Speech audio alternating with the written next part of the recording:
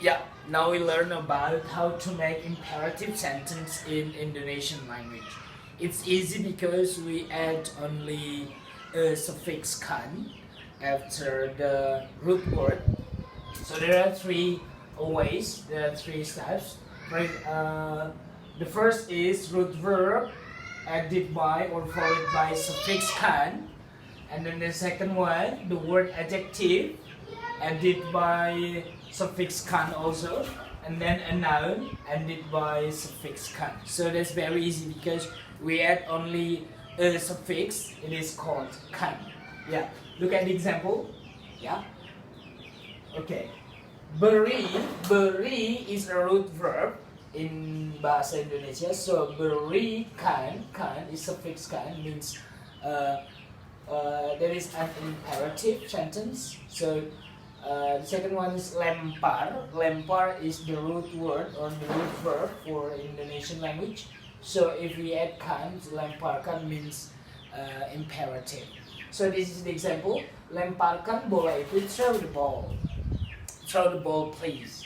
And the second one, berikan uangmu kepadanya. Give your money to him. Yeah. So lemparkan, berikan. So that's the characteristics of imperative in Bahasa Indonesia. So we need only suffix kan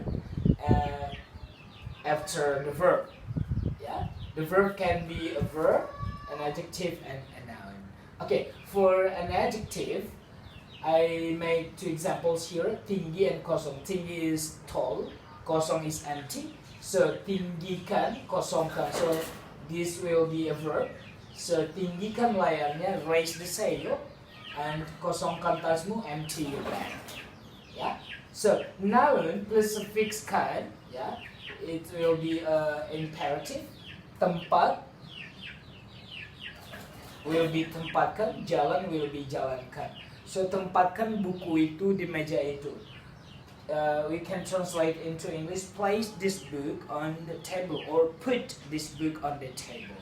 So tempatkan means to put or to place.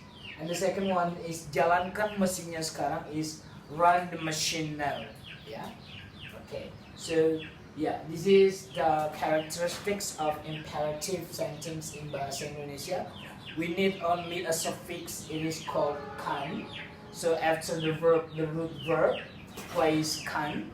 After the adjective, place kan at the end. And then after the noun, please put suffix kan. So it will be the morphology here is root verb. Okay, this is derivational. Yeah. Okay, so this is yeah, tinggi, tinggikan. Yeah, this is an adjective to be a verb, adjective to be a verb, and noun to be a verb. So that's the basic morphology in Bahasa Indonesia. Thank you.